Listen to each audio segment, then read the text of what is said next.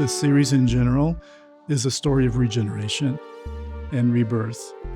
And that's directly related to the idea of the phoenix. So palm trees are burned frequently, as we know, in Southern California, but they come back and they bloom, they blossom, they grow from that. And so they're very resilient.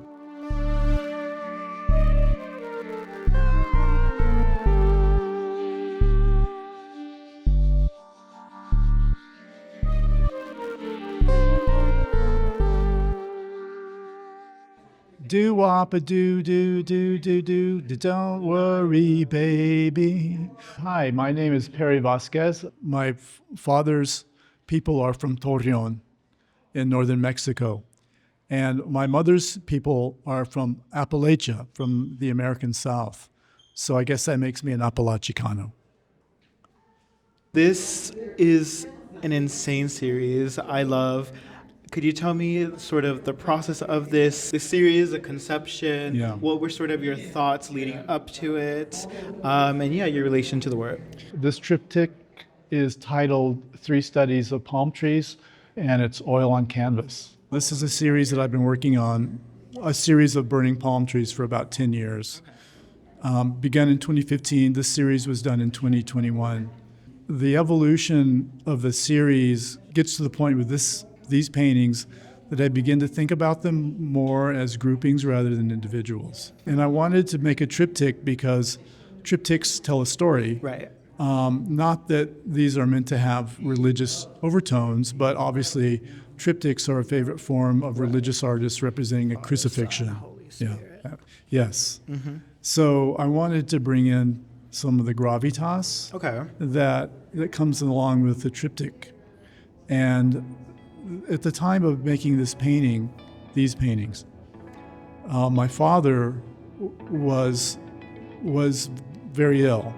And so there was a lot of the emotion from that part of my life went into the representation of these paintings.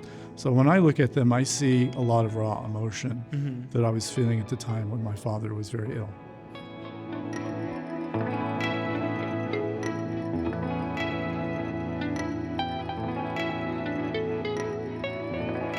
That's beautiful. Okay. And then now I want to talk about sort of the context in which this work is presented here at the Cheech. Yeah. And this gallery specifically is all of the palm trees, the LA.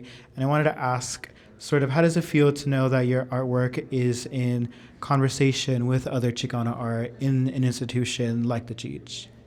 Well, it's gratifying. In the studio, your work is always within a much smaller frame. And that frame is meaningful for me, and I know how I project them out into the world. But when I saw these paintings in this gallery with these other artists, I felt as if the frame around my work had expanded exponentially, and I felt related to a lot of different themes and other artists in the Chicano art tradition.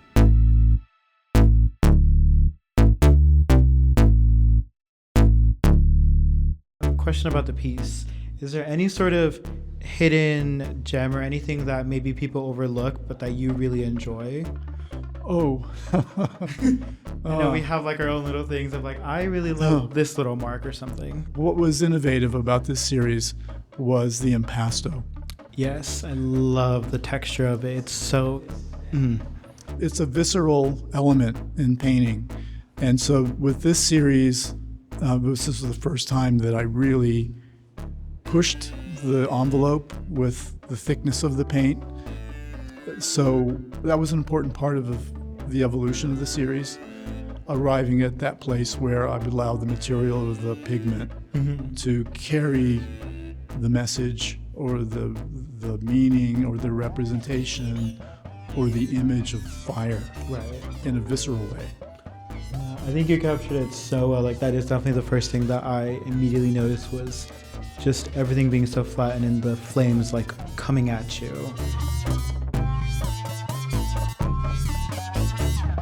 Do you often find that you have to continue to carve your own path? And Continually. Yeah. Okay. Yeah. How has that process been when you first started? Was it daunting? Then you just Well, I think it's a mindset. Okay. If you have a growth mindset, you're always taking chances, and sometimes you fail, and sometimes you succeed.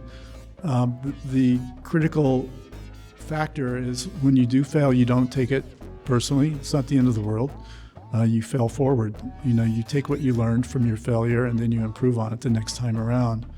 And that was a big part of becoming a professional artist, was my ability to let go of the need for perfection every time and allow mistakes, allow failure, and then just weave that into the process.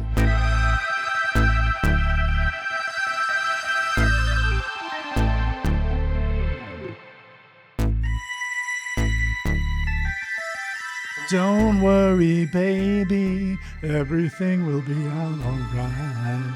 Don't worry, baby. Don't worry.